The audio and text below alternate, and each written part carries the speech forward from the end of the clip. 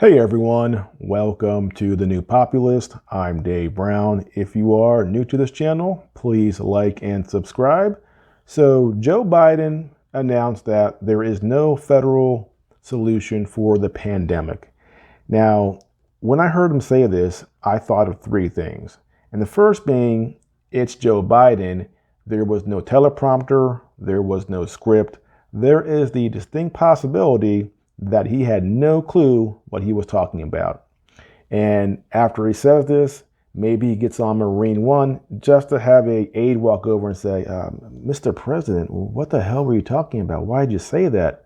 We're going to have to do damage control now.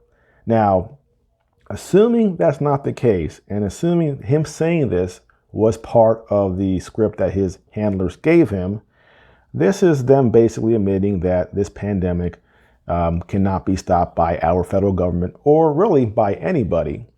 But this is politics. If you can't stop this pandemic, and he ran on stopping this pandemic, and of course, if you're running for president, you can't admit that you can't stop it. What do? You look for someone to blame. So he implied that it can be done at the state level.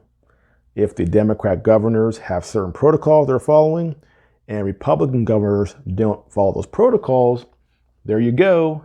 You have a new scapegoat. You can blame Republican governors for the continuing pandemic. And of course, we really know what's happening here. There was never the opportunity or the chance for us to stop this. Medical experts have said that this will become endemic here forever, hopefully becoming more and more mild like this Omicron strain is, to the point where it's just another circulating common cold. And hopefully at some point we will get there. But we're not there yet. And as this pandemic continues to go on, they need someone to blame, especially with the 2022 midterms coming up. So in June, if this is still around, well, guess what? They're going to take the blame.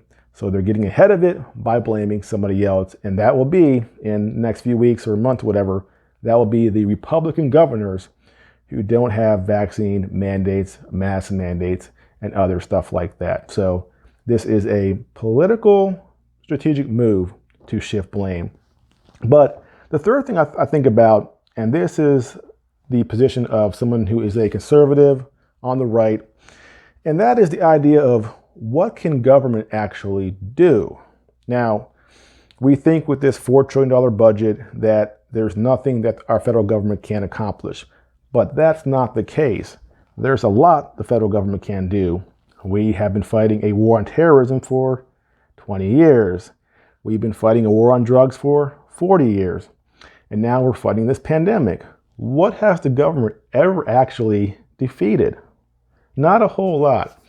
And we as conservatives, people on the right, we recognize the limitations of government and that our Constitution was here not to give the government power, but to give them limited power. They were never intended to solve all our problems. Sometimes things will just run this course, nature will find a way, and we just have to live with it the best that we can. And that is the situation with this COVID-19 pandemic. Eventually, it'll get better, but there's not a whole lot we can do in preventing it and stopping it, and it's just something we have to live with. So get used to it. It's going to be around for a very long time. Well, that's it for now. Again, if you're new to this channel, please like and subscribe. I'll see you next time.